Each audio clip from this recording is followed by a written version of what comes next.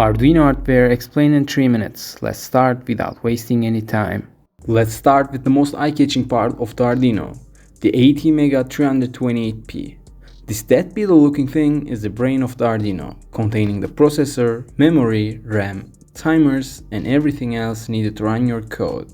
All the digital and analog pins are connected directly to the ATmega328P. The analog pins allow you to read continuous values, like those from a potentiometer or a joystick. The digital pins, on the other hand, allow you to interface with sensors, buttons, LEDs, screens, and more. Some of these digital pins have wavy lines next to them, indicating that they can output PWM signals. PWM is essential for tasks like dimming LEDs or controlling speed of the motors, as it simulates an analog output by rapidly switching on and off.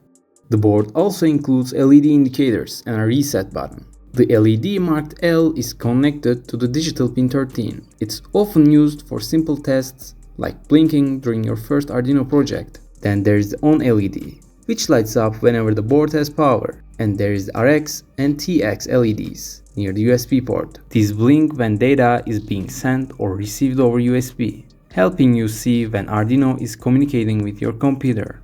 The reset button restarts the ATmega328P, which is handy if your code ever freezes or if you want to restart your project.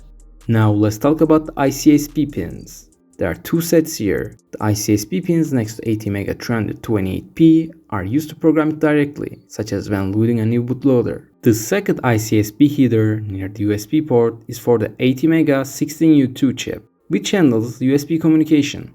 Speaking of the Atmega16u2, this chip converts USB data from your computer into serial data for the Atmega328P. It enables you to program the board or communicate with over the USB.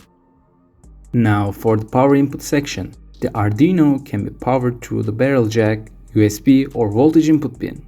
The 7805 voltage regulator converts high input voltages down to 5V for the Atmega328P. Alongside it, there's a resettable PTC fuse for overcurrent protection, a diode for reverse polarity protection, and a bulk filtering capacitors to smooth out power fluctuations. These ensure stable performance. And these components here are primarily responsible for monitoring the power inputs and managing the USB power, either enabling or disabling it as needed. Finally, let's talk about the crystal oscillators. The larger one is for the Atmega16u2, and the smaller one is for the Atmega328P. These ensure that the chips run smoothly and communicate at a consistent frequency. And that's it. Thanks for watching. I hope you learned something new.